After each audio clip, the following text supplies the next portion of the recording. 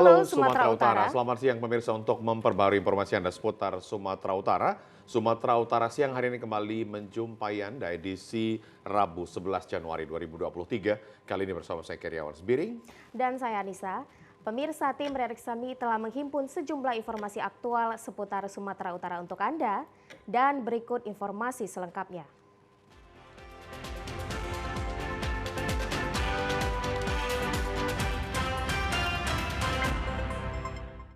Kami awali dari berita yang pertama, pemirsa. Pelaku pembunuhan terhadap petani yang ditemukan tewas di lahan pertanian Kabupaten Padang Lawas Utara berhasil ditangkap kepolisian Resort Tapanuli Selatan. Motif dari pembunuhan ini akibat pelaku sakit hati terhadap korban. PS, pelaku pembunuhan terhadap korban KS, seorang petani wanita tua, hanya bisa tertunduk lesu setelah petugas kepolisian Polres Tapanuli Selatan berhasil menangkapnya. Peristiwa ini berawal saat pelaku hendak meminjam lahan pertanian milik korban yang berada di Desa Dolok Sae, Kecamatan Padang Bolak, Kabupaten Padang Lawas Utara. Namun korban menolak permintaan pelaku. Di saat itu juga pelaku langsung menjerat leher korban hingga lemas dengan menggunakan alat kain yang sudah disiapkan dan menyeret korban hingga sejauh 50 meter.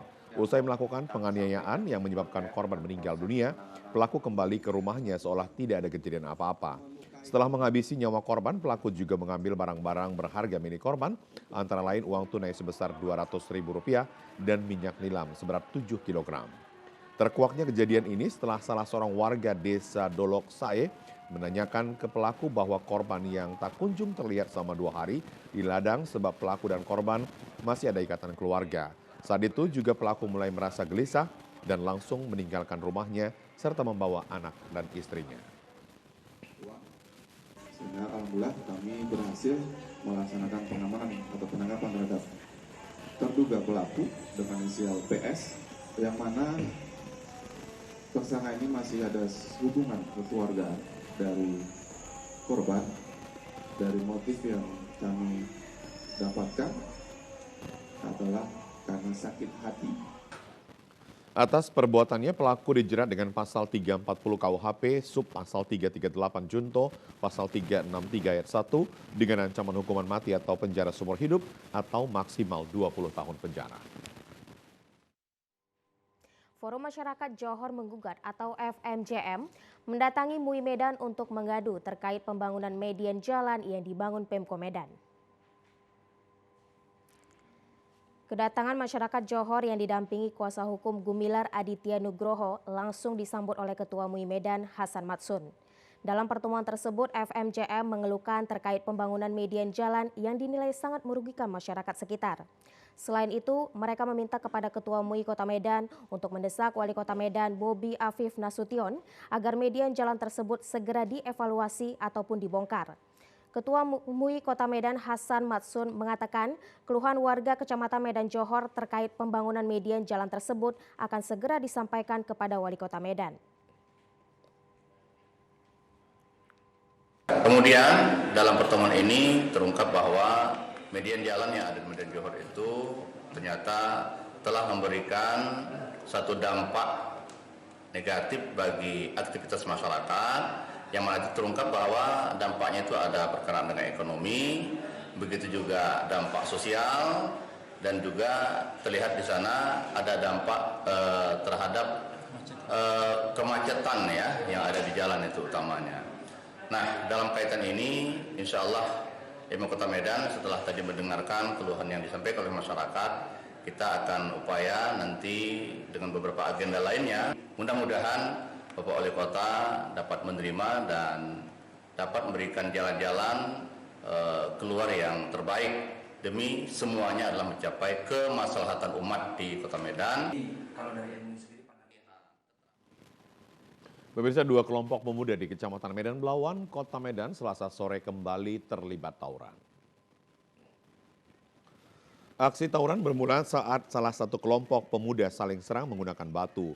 2 kelompok pemuda Jalan Belanak dengan pemuda Jalan Alu-Alu kembali terlibat tawuran di kawasan Simpang, Jalan Bandeng, Kelurahan Belawan Bahagia, Kecamatan Medan Belawan, Kota Medan. Aksi saling serang menggunakan batu dan senjata tajam tak terhindarkan antara 2 kelompok pemuda yang saling bertikai. Bahkan lemparan batu menyasar hingga ke rumah warga dan masyarakat yang menonton tawuran tersebut. Saat membubarkan aksi tawuran, polisi sempat mengamankan seorang pelaku tawuran. Karena tidak senang, salah seorang anggota kelompoknya diamankan, mereka melempari polisi dengan batu. Salah seorang warga sekitar, Sumarni, mengatakan aksi tawuran bermula saat kelompok pemuda Jalan Alu-Alu mendatangi kampung mereka dengan merusak pos anti tawuran yang berada di simpang Jalan Bandeng.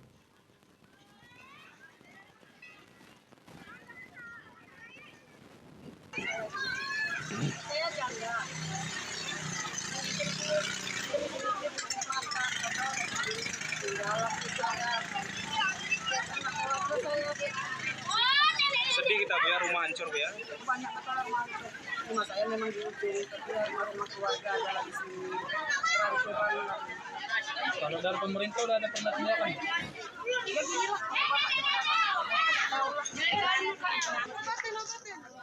Warga berharap pemerintah segera menyelesaikan masalah ini. Aksi tawuran ini merupakan aksi balas dendam yang terjadi selama 1 tahun terakhir antara dua kelompok pemuda di Belawan, Kota Medan. Sejumlah remaja juga terluka akibat terkena lemparan batu dan juga panah. Pemirsa, aksi pencurian tiang listrik meresahkan warga Pancur Batu. Sebanyak 3 tiang listrik aktif hilang dicuri maling. Pencurian tiang listrik meresahkan warga Jalan Geofisika Meteorologi Tuntungan 1, Kecamatan Pancur Batu, Deli Serdang.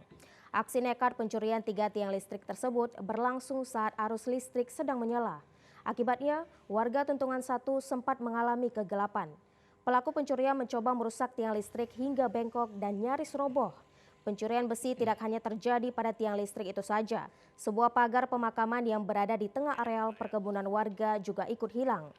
Kini, kondisi pemakaman tersebut hanya dikelilingi dinding tembok penyangganya. Salah seorang warga, Mariadi, mengatakan tidak menyangka listrik padam akibat adanya pencurian tiang listrik aktif. Dalam kondisi hujan, ia melihat tiang listrik sebagian hilang dan tumbang.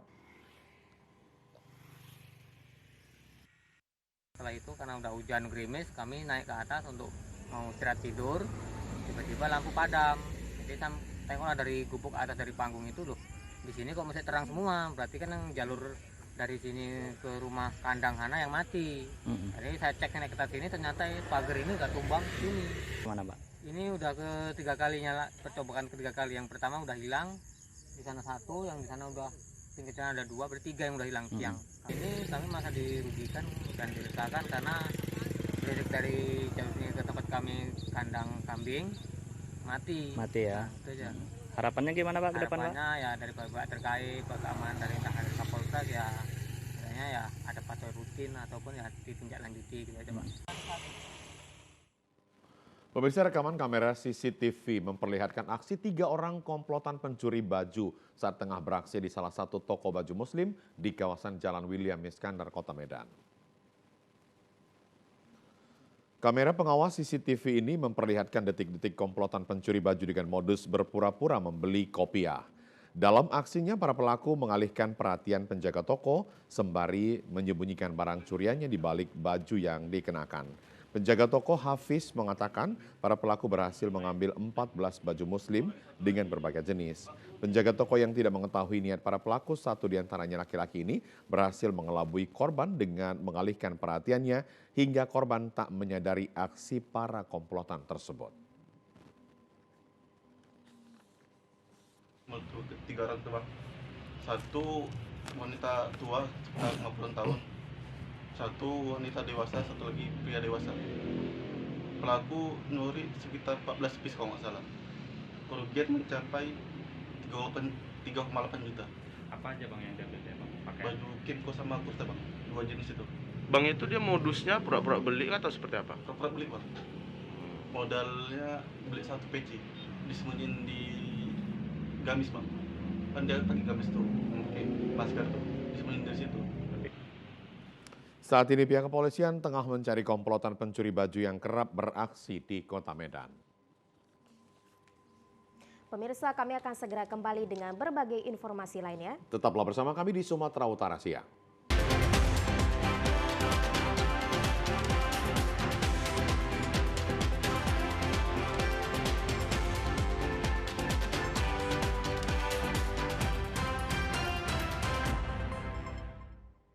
Terima kasih pemirsa Anda masih menyaksikan Sumatera Utara Siang. Perhelatan Powerboat Race F1 H20 event internasional dan bergengsi di Kabupaten Toba sebentar lagi akan digelar tepatnya tanggal 24 hingga 26 Februari 2023. Pemerintah Kabupaten Toba mengerahkan seluruh ASN bersama personil Polres Toba dan Kodim 0210 bergotong royong membersihkan sampah di seputaran area F1 H20, persisnya di area Pelabuhan Mulia Raja, Kelurahan Napitupulu, Bagasan, Kecamatan Balige. Hal ini dilakukan untuk mendukung perhelatan Powerboat Race F1 H20 yang nantinya akan digelar pada 24 hingga 26 Februari 2023 mendatang. Sekretaris Daerah Toba August Sitorus dan Kapolres Toba AKBP Taufik Hidayat Taib ikut bergotong royong di lokasi pelaksanaan event internasional tersebut. Sekretaris Daerah Kabupaten Toba August Sitorus mengatakan event internasional ini harus didukung sepenuhnya agar berjalan sukses dengan menjaga kebersihan dan kenyamanan kawasan. Untuk kebersihan dan keramahan warga menjadi hal terpenting agar para tamu dapat menikmati keindahan Danau Toba yang selama ini dibanggakan. Menurut August, event F1 H20 merupakan satu kesempatan berharga yang dapat membangkitkan peristiwa sekaligus perekonomian masyarakat di Kabupaten Toba. Diperkirakan peserta yang hadir berkisar 25.000 orang dari berbagai negara. Untuk itu sangat diharapkan dukungan dari seluruh elemen dan lapisan masyarakat di Kabupaten Toba.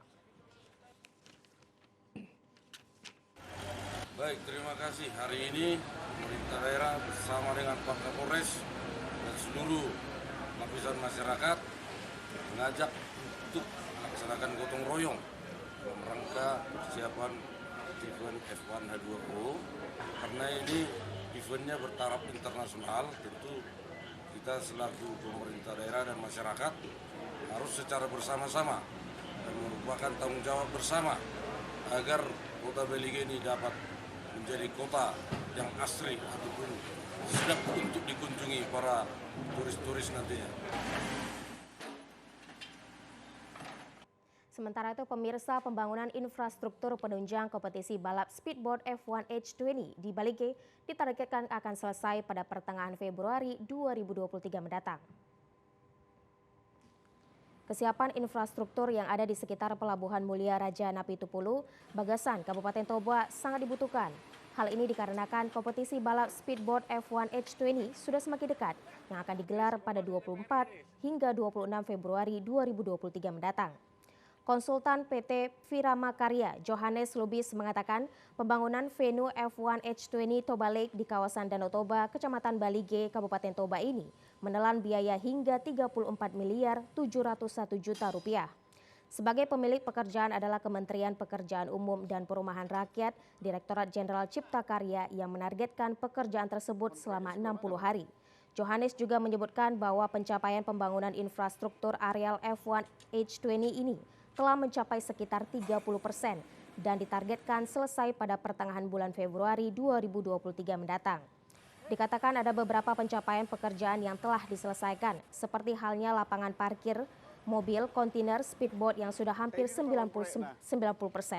Namun saat ini pekerjaan difokuskan di areal pelabuhan atau kawasan Danau Toba.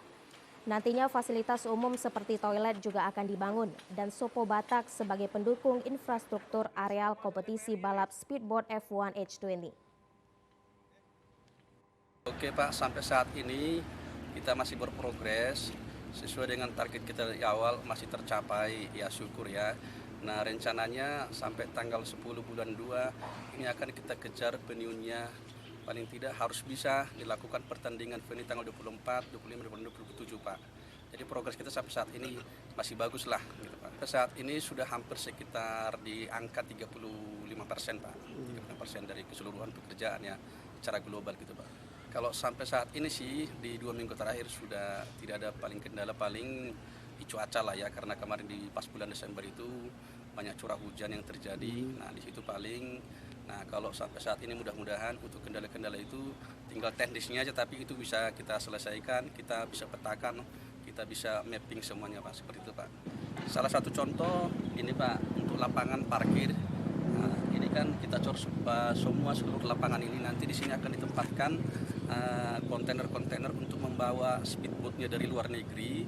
Nah, nanti akan kita tempatkan di sini. Nah, ini sekarang sampai saat ini khusus lapangan ini saja sudah berprogres hampir 90%, tinggal 10% lagi. Pemirsa, anggota kepolisian dan sejumlah ASN menyambut dengan meriah kedatangan pejabat Kapolres Labuhan Batu Selatan yang baru dilantik. Kantor Mapolres Labuhan Batu Selatan baru diresmikan oleh Kapolda Sumatera Utara sebulan yang lalu. Sejumlah ASN dan anggota polisi menyambut kedatangan Kapolres yang baru dilantik, sekaligus Kapolres pertama di Labuhan Batu Selatan. Kehadiran Kapolres baru ini disambut dengan atraksi seni budaya tarian adat Melayu, serta pedang pora sekaligus silaturahmi dan temu ramah bersama warga serta OPD di Labuhan Batu Selatan. Kapolres Labuhan Batu Selatan AKBP Catur Sungkowo menyampaikan terima kasih kepada seluruh masyarakat, terutama dari Forum Komunikasi Pemerintah Daerah Labuhan Batu Selatan. Kapolres Labusel mengatakan pihaknya fokus pada pelaksanaan tugas melindungi, mengayomi, melayani masyarakat dan program prioritas transformasi menuju Polri yang presisi. Sesuai dengan perintah Kapolri dan Kapolda, personil polisi harus bertugas dengan cepat, cerdas, dan juga tuntas. Prioritas transformasi menuju Polri yang presisi. Ini juga menjadi target utama kami, serta juga dari kebijakan Bapak Kapolda Sumatera Utara, Bapak Irjen Pol Dr. Andes Pancaputra, yaitu kami harus bertugas dengan cepat, cerdas, dan tuntas. Dan mudah-mudahan kami bisa ikhlas dalam melaksanakan tugas, dan mudah-mudahan ke depan harapan dari masyarakat Labuhan Batu Selatan dapat kami wujudkan, diantaranya mewujudkan keamanan ketertiban masyarakat di Labuhan Batu Selatan ini. Sekda Labuhan Batu Selatan Heri Wahyudi mengatakan berdirinya Polres di Labuhan Batu Selatan merupakan suatu anugerah bagi masyarakat, terkhusus pemerintah Kabupaten Labuhan Batu Selatan yang sudah cukup lama menantikan hadirnya Mapolres di Labuhan Batu Selatan. Ini merupakan suatu anugerah bagi kita seluruh masyarakat Labuhan Batu Selatan, terkhusus pemerintah daerah. Kehadiran dari Bapak Kapolres ini merupakan impian yang sudah cukup lama dinanti-nantikan seluruh masyarakat Labuhan Batu Selatan. Di hari yang baik ini terwujud sudah berdirinya Polres, begitu juga seluruh personil yang saat ini sudah dilimpahkan kepada kita seluruhan, yang pada hari ini Bapak Kapolres beserta Ibu sudah bersama kita, hadir bersama kita di tengah-tengah masyarakat. Selain Mapolres, pemerintah kabupaten juga akan mempersiapkan lapas serta kantor imigrasi yang baru. Pemirsa, berbagai informasi lainnya akan kami hadirkan sesaat lagi. Tetaplah bersama kami di Sumatera Utara Siang.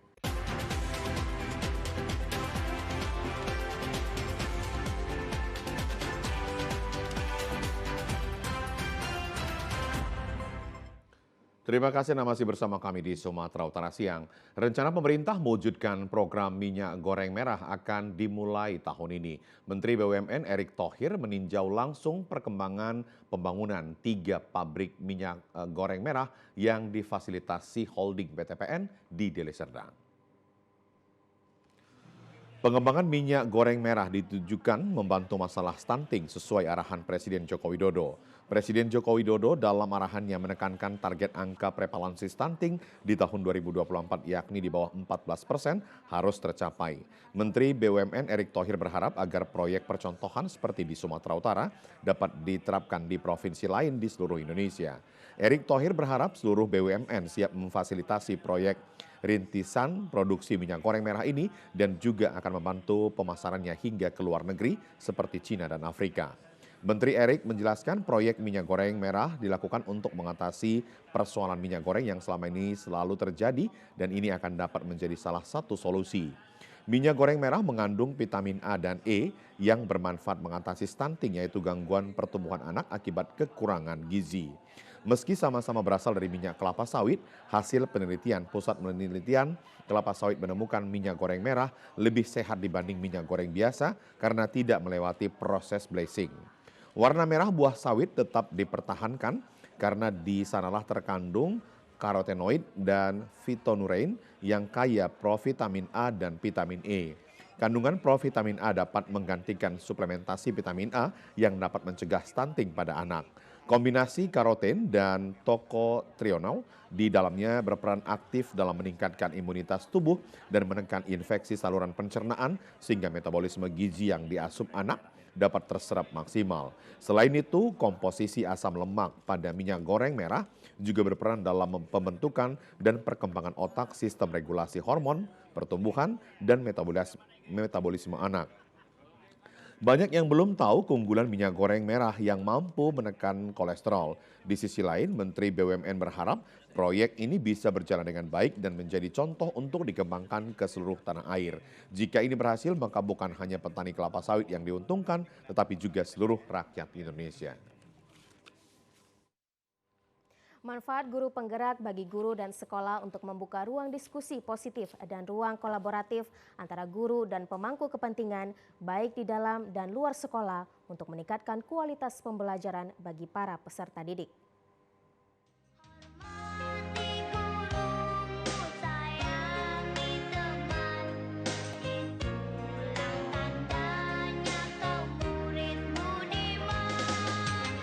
Dengan program Guru Penggerak, mindset guru akan semakin positif dan benar-benar memperhatikan perkembangan dan kelebihan serta keunikan setiap murid.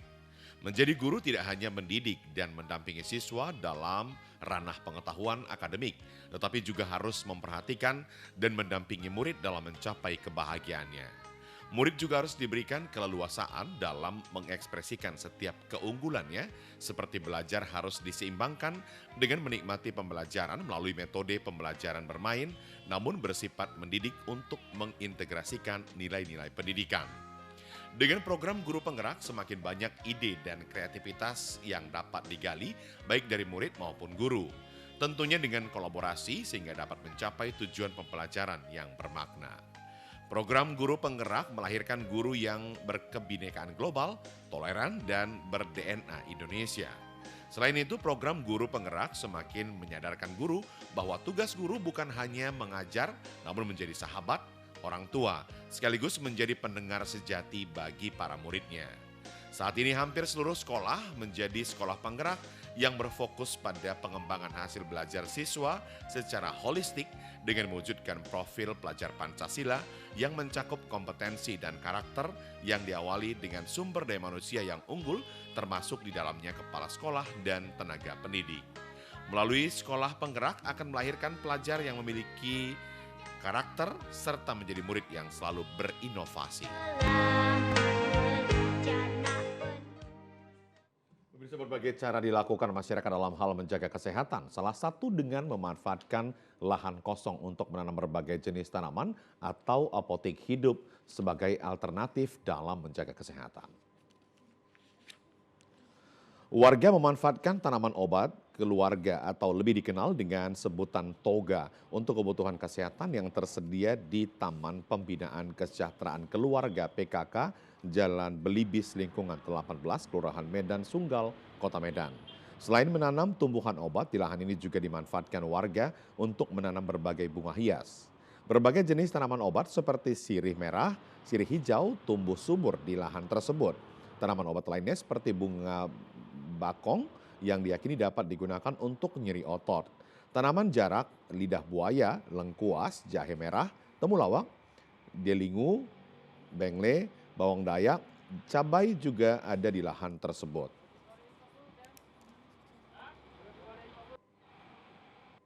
Ke taman ini mau keperluan apa Pak? Lihat apa Pak? Saya lihat taman ini mau ngambil obat-obatan ada. Mau ngambil kayak apa daun bakung untuk ngapain tangan, ada yang tekilir, itulah mau diambil.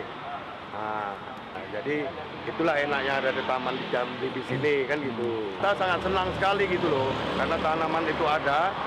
Jadi suatu saat orang ngambil obat langsung kemari aja ada gitu, udah lengkap gitu loh. Kepala Lingkungan 18 Irwan Halim menjelaskan taman PKK tersebut merupakan swadaya masyarakat dan dapat diperoleh secara gratis bagi yang membutuhkannya.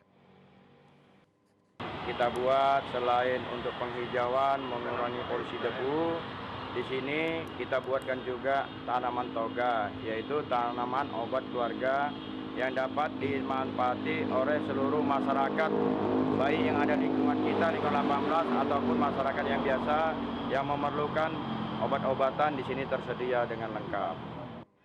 Dengan adanya tanaman obat keluarga tersebut, warga dapat memanfaatkan apotek hidup sebagai alternatif dalam menjaga kesehatan. Pemirsa, kami akan kembali dengan sejumlah informasi lainnya. Tetaplah bersama kami di Sumatera.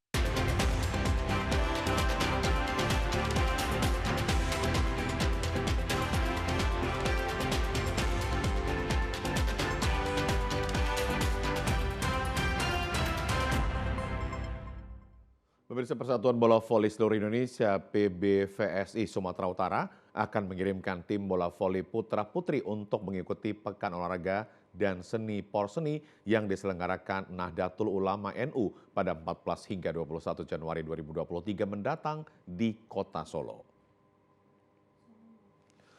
Keikutsertaan tim bola voli putra-putri Sumatera Utara tingkat mahasiswa dan pelajar berasal dari Kota Medan dan kabupaten kota yang terdiri dari atlet bola voli PON Sumut dan pelajar di Sumatera Utara. Menurut pelatih bola voli Indra Kasih, persiapan Porseni NU yang telah dilakukan sudah maksimal karena sebagian atlet bola voli putra-putri di tingkat mahasiswa merupakan atlet yang sudah terpilih dalam seleksi PON 2024. Dikatakan para atlet mahasiswa putra-putri berasal dari Universitas Pancabudi, Unimed, STKIP, Al-Maksum, Stok Binaguna, UISU, AMIK, dan Universitas Negeri Yogyakarta. Sedangkan di tingkat pelajar hanya mengirimkan tim putra saja yang berasal dari SMA Kartika Pematang Siantar, SMA Nusantara Deli Serdang dan Labura, SMA PKBM Harapan Langkat, serta SMA Kesuma Bangsa Labura.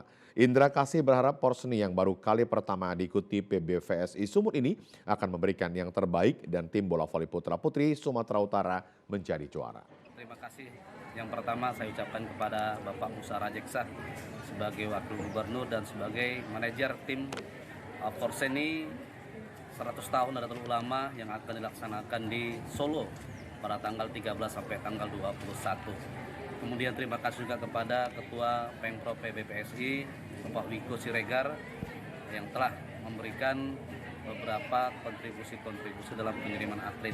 Kejuaraan ini nantinya sebagai barometer untuk anak-anak yang sebagian besar diisi oleh tim bola voli Sumut PON menuju 2024 dan ini merupakan ajang pemanasan bagi anak-anak kita. Kejuaraan Porseni yang diselenggarakan NU ini dimaksudkan memperingati 1 abad atau 100 tahun lahirnya Nahdlatul Ulama. Porseni NU menjadi salah satu dari beberapa rangkaian kegiatan yang akan digelar dalam momen Hari Lahir NU pada 7 Februari 2023 mendatang. Pemirsa, sebanyak 26 tim sepak bola yang berasal dari Kabupaten Langkat, Kota Medan, Binjai, dan Deli Serdang mengikuti Open Turnamen Sepak Bola Johor Arifin Cup kedua di lapangan Bengkel, Kecamatan Stabat, Kabupaten Langkat. Open Turnamen sepak bola ini bertujuan sebagai ajang pencarian bakat dalam dunia olahraga sepak bola, khususnya di daerah Kabupaten Langkat dan sekitarnya. Mencegah maraknya peredaran narkoba dan kenakalan remaja, anggota DPR RI Komisi 10 Johar Arifin Husin menggelar Open Turnamen sepak bola sekaligus ajang pencarian bibit muda berbakat guna memperkuat tim nasional Indonesia. Mantan Ketua PSSI yang kini menjabat sebagai Dewan Penasehat ini terus melirik para pemain sepak bola yang berbakat dalam dunia sepak bola dengan menggelar dan menghadiri langsung setiap event turnamen sepak bola baik di tingkat kecamatan maupun kabupaten. Kegiatan ini dilakukan atas dasar kecintaannya terhadap dunia sepak bola Indonesia, sekaligus mantan atlet sepak bola yang memperkuat PSMS di era 60-an silam. Dengan tumbuh suburnya sekolah sepak bola yang ada di tanah air, baik usia dini maupun remaja, merupakan tanggung jawab bersama. Anggota DPR RI Komisi 10 Johar Arifin mengatakan sebagai mantan Ketua PSSI merasa bertanggung jawab untuk memajukan dunia sepak bola dan generasi muda tidak merasa sia-sia berlatih, sehingga sangat perlu adanya kejuaraan dengan tujuan guna pemantauan bakat. Saya Johar Arifin Husin. Kita tahu sangat sedikit ya, kegiatan sepak bola sekarang. Mereka terus berlatih, tidak ada pertandingan. Oleh karena itulah saya mendorong ada turnamen ini Ini yang kedua, yang lalu tahun yang lalu, dan ini yang kedua kita adakan. Dan ini luar biasa, banyak sekali klub yang ikut, 26 klub dari sebagian Sumatera Utara, masa dari Medan, dari mana-mana datang. Tujuannya itu tadi, agar ada kegiatan-kegiatan turnamen tempat pertandingan mereka. Mereka berlatih, tapi tidak ada tempat mengukur kemampuan mereka. Jadi di samping itu saya nanti minta kepada teman-teman PSSI dan juga saya sebagai ketua kehormatan PSSI akan mendapatkan catatan mana pemain yang potensial untuk saya laporkan ke pemandu bakat PSSI untuk bisa dilihat, ya, atau mungkin dites dipanggil ke Jakarta. Tampil sebagai tim perdana Open Turnamen sepak bola, PSMS Junior melawan Putra Setia yang melakukan tendangan pembuka oleh Johar Arifin serta organisasi pimpinan daerah Kabupaten Langkat. Ya, pemirsa, berikut kami hadirkan berita dari Lintas Andalas. Tetaplah bersama.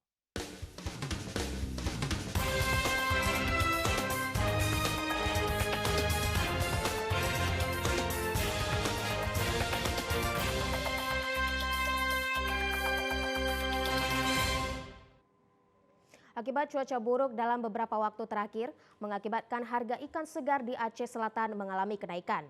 Kenaikan harga ini diakibatkan berkurangnya pasokan ikan dari sejumlah nelayan.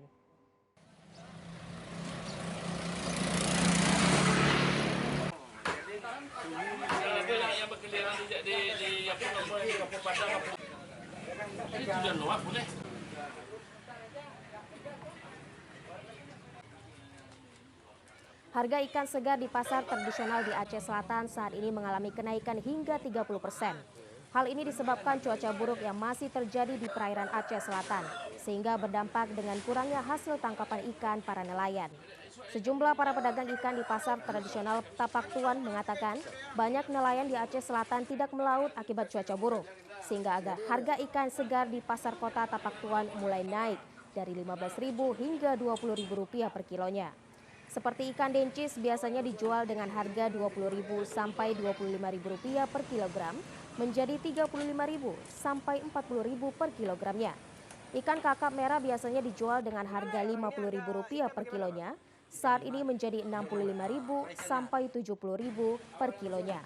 Salah seorang pedagang ikan Darisman mengatakan saat ini daya beli masyarakat di Pasar Impres Tapak Tuan juga mengalami penurunan, diakibatkan banyaknya penjual ikan yang langsung menjual ikan ke rumah-rumah warga di kota Tapak Tuan. Ikan dencis ini bang? 35. Cila 45. Biasanya bang ikannya berapa? 25 ya? Berarti mengalami kenaikan bang ya? Memang nggak ada ikan kan? Nggak ada ikan ya? Bulan terang ya?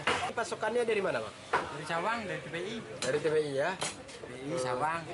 Untuk daya beli masyarakat sendiri bagaimana bang? Sunyi masih sepi. Sepi ya?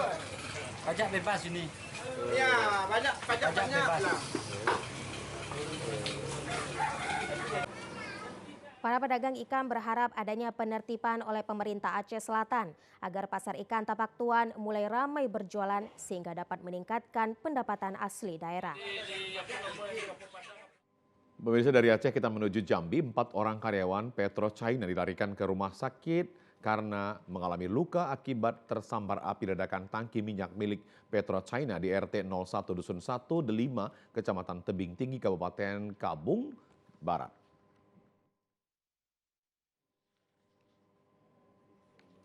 Tangki minyak milik PetroChina di RT 01 Dusun 1 D5 Kecamatan Tebing Tinggi Kabupaten Tanjung Jabung Barat terbakar pada Senin dini hari. Akibat insiden terbakarnya tangki minyak tersebut, 4 orang karyawan PetroChina dilarikan ke rumah sakit. Mereka dilarikan ke rumah sakit diakibatkan mengalami luka bakar yang cukup serius. Kepala Departemen Humas SKK Migas Sumbaksel, Andi Ari Pangeran, membenarkan terkait insiden terbakarnya tangki minyak milik PetroChina. Dan akibat insiden tersebut terdapat 4 orang karyawan PetroChina mengalami luka bakar dan mereka saat ini telah dilarikan ke rumah sakit. Sementara itu, pasca kejadian ini petugas PetroChina akan mereview dan memeriksa kembali apa penyebab terjadinya kebakaran tersebut. Meski telah 2 kali mengalami insiden tersebut, Andi memastikan semua proses pengerjaan di PetroChina berjalan dengan prosedur yang tepat. Namun insiden kebakaran ini merupakan salah satu resiko yang tidak dapat dihindari khususnya di dunia migas.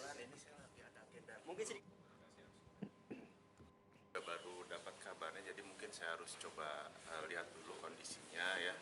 Nanti kalau ada perkembangan lebih lanjut saya pasti akan kabari teman-teman semua. Oke Pak, ini kan sudah kedua kali ini kejadian ini Pak. Bagaimana kita Pak? Antisipasi dan tindakan kita kepada pihak Pak? Ya kita harus lihat juga memang apa yang sudah terjadi ya. Dan semua ini tentunya juga melalui beberapa tahapan. Kita akan nanti review, lihat apa-apa yang saja yang sudah mungkin dilakukan oleh PetroChina. Saya yakin pasti semangatnya semua untuk menjaga agar operasi tetap lancar, ya. Kemudian juga tetap menaati prosedur yang ada.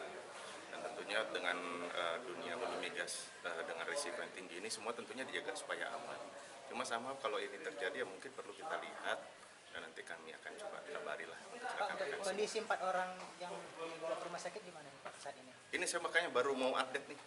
Saya akan coba cek mungkin dengan teman-teman PetroChina nanti seperti apa, nanti saya coba kabari lebih lanjut. Sementara itu insiden terbakarnya tangki minyak PetroChina kembali terjadi.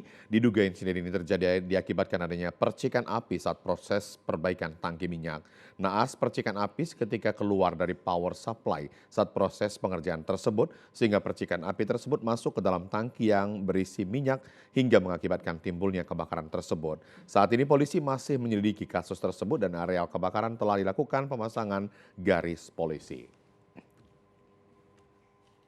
Pemirsa, kita beralih ke Sumatera Barat, yakni Wakil Ketua DPRD Kabupaten Solok Le ditangkap tim Satres Narkoba Polres Solok.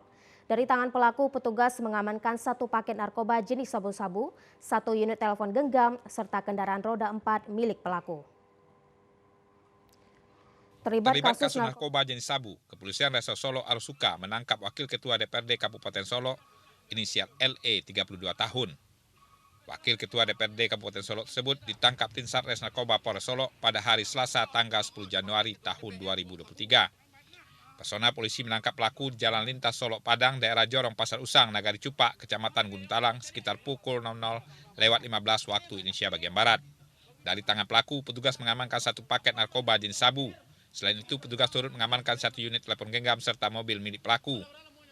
Wakapolres Solo AKBP Irwanzani mengatakan penangkapan ini berawal dari informasi masyarakat bahwa pelaku akan melakukan transaksi narkoba. Kemudian petugas langsung melakukan penyidikan dan berhasil menangkap pelaku di Nagari Cupak. Jadi kronologis penangkapan pada waktu itu ada laporan dari masyarakat, kemudian dilakukan pengintai kira pukul 00.15 WIB dilakukan penangkapan. Untuk lokasinya Pak? Lokasi penangkapan di depan SMA Gunung Talang, dia dari arah Solo menuju ke Kayuaro, dan di depan SMA dicegat oleh personel Sat Narkoba Polres Solo. BB Bang?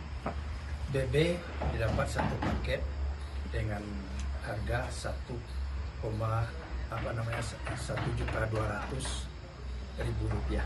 Sementara itu, pelaku beserta barang bukti saat ini telah diamankan di Mapolres Solo Arsuka untuk pengembangan lebih lanjut. Atas tindak kejahatan dilakukan pelaku akan dijerat dengan pasal 112, Juz 114, Juz 100, 227, Undang-Undang Nomor 35 Tahun 2009 tentang narkotika dengan ancaman hukuman 5 tahun penjara. Dari Kabupaten Solo, demikian laporan Ari Pertama Setiawan, TVRI Sumatera Barat. Masih dari Sumatera Barat, pemirsa, pemerintah Arab Saudi memberikan tambahan kuota bagi jemaah haji Indonesia sebanyak 221.000 orang. Untuk itu, Kementerian Agama Sumatera Barat berharap keberangkatan jemaah haji Sumbar tahun 2023 dapat terrealisasi hingga 100%. Pada tahun 2022, pelaksanaan ibadah haji Indonesia sudah dilakukan sebanyak 50% setelah 2 tahun tidak adanya pelaksanaan ibadah haji. Sedangkan dari Sumatera Barat, 46% realisasi keberangkatan ibadah haji dilaksanakan dengan jumlah jamaah sebanyak 2.100 orang dari biasanya sebanyak 4.600 jamaah. Kepala Kantor Wilayah Kemenak Sumatera Barat Helmi mengatakan, pemerintah selalu melakukan negosiasi agar kuota jamaah haji Sumatera Barat tahun ini bisa bertambah. Ia berharap untuk pelaksanaan ibadah haji tahun 1444 Hijriah dapat tercapai hingga 100%. Biasanya kita memberangkatkan jamaah haji itu kan 4.600 itu. Kemarin itu baru 2.100 lah.